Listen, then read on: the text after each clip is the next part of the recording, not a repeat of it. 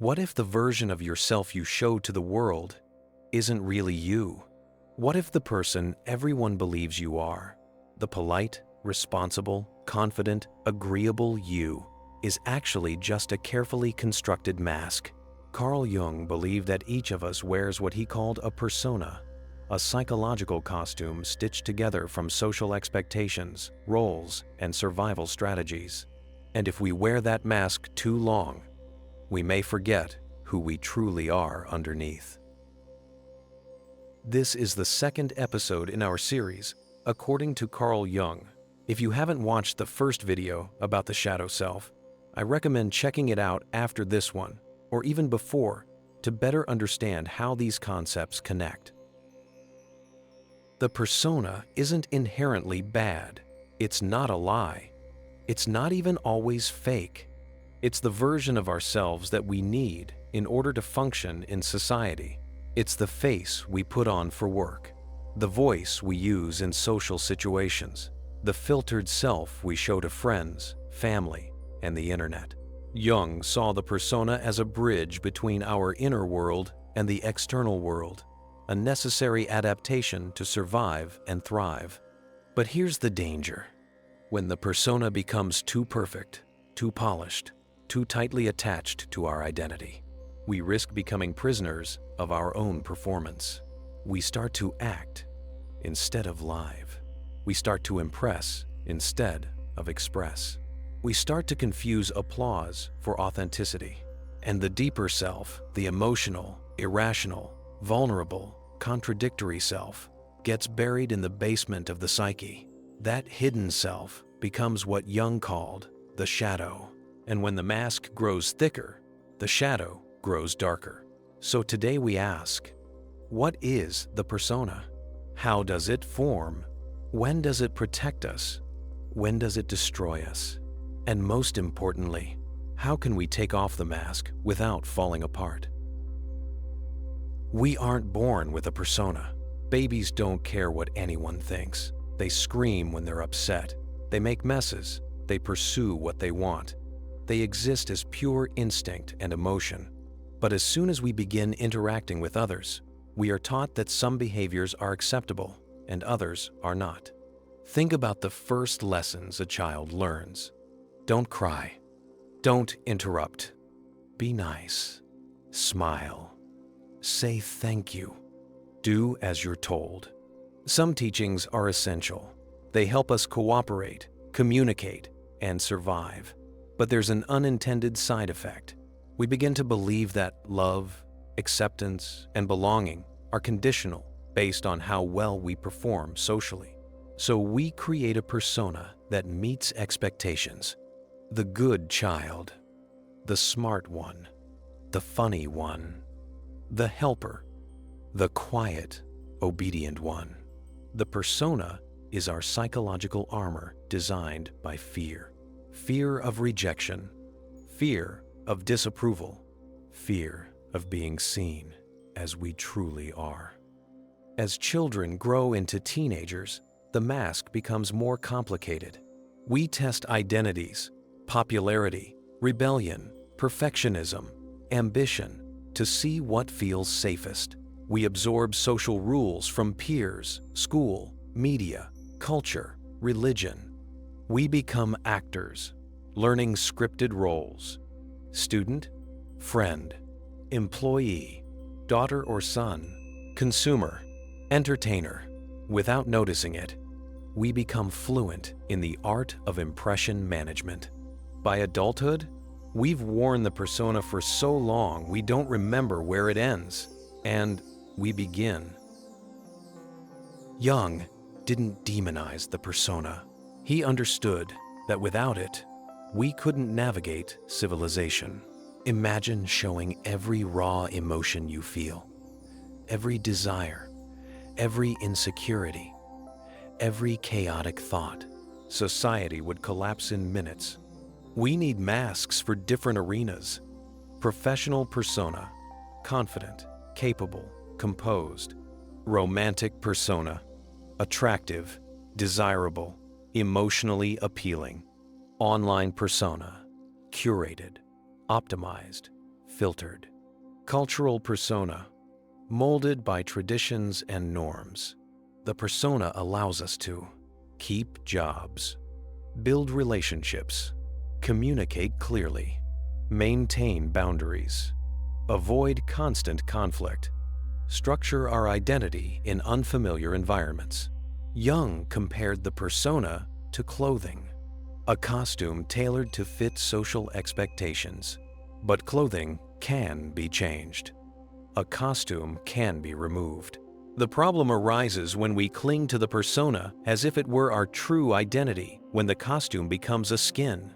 This is when we see people who can't be alone because they fear their unmasked self, influencers who feel worthless without validation, professionals who collapse after retirement, losing purpose, parents who don't know who they are after their children leave home, individuals who play strong while falling apart internally. The persona serves a purpose, but it must remain flexible. The moment the mask becomes rigid, the soul suffocates behind it. Here lies the paradox. The persona is designed to protect us emotionally, yet it often becomes the source of emotional suffering. How? Because a mask is heavy, because performing constantly is exhausting, because pretending requires energy that authenticity does not. Common symptoms of an overdeveloped persona: burnout from perfection, loneliness even when surrounded by people, feeling like no one truly knows you, fear of vulnerability, identity crises, imposter syndrome, deep resentment or hidden anger. We begin to feel like actors trapped in a role we didn't choose. Jung warned, the persona is that which one is not, but which oneself and others think one is. Society rewards the mask so much that we chase performance over purpose. Smile harder, work more, be more likable. Don't show weakness. Be who they want, not who you are. But the deeper self fights back. The repressed parts of the psyche, the passions, the fears, the flaws, return as self-sabotage, emotional breakdowns, projection onto others, sudden anger explosions, rebellion against responsibilities, depression that feels like life is meaningless. The mask begins to crack, not because we are failing, but because our soul is begging to be seen. While Jung developed his ideas in the early 20th century, the persona has never been more relevant than today. The digital world encourages us to create multiple masks. Instagram persona, flawless, enviable, successful. YouTube persona, engaging, confident, endlessly creative. Dating persona, romantic, adventurous, charismatic. Professional persona, intelligent, impressive, accomplished. Online identity is not just curated, it's engineered. We crop out the imperfections. We rehearse the jokes. We show the highlight reel. We remove silence, doubt, and awkwardness. We chase likes, followers, hearts, blue check marks, viral approval, fame, even small scale becomes a psychological drug. And here's the terrifying part. We begin adapting our lives to please an audience that doesn't even exist. People experience anxiety if posts perform poorly, panic over public image, jealousy from comparison, dissociation from real-life identity. You don't just wear the mask, you start becoming it. Jung feared this would lead to collective psychological collapse, a world where people lose the ability to be authentic, vulnerable, or imperfect. And he was right. If we forget that the persona is only a tool, we allow society to dictate the boundaries of our identity. Jung's ultimate goal for human development wasn't perfection, it was wholeness. To become whole, we must look beneath the mask. This doesn't mean destroying the persona. It means making it transparent, allowing the inner self to shine through. The process is called individuation, the integration of all parts of the psyche into a balanced, true self. How do we begin? Notice your masks. Ask, who do I pretend to be? What do I hide from others? Where in my life do I feel like I'm acting? Authenticity begins with awareness. Create space for the shadow. The parts you suppress contain your energy, your truth, your uniqueness. What you fear might be the key to who you are. Stop performing consistently. Let silence exist. Let flaws show. Let "I don't know" be an answer. Vulnerability is not weakness. It is a rebellion against artificial identity. Redefine validation. Move from "who do they want me to be?" to "who am I when no one is watching?" That question is terrifying, which is exactly why it must be asked.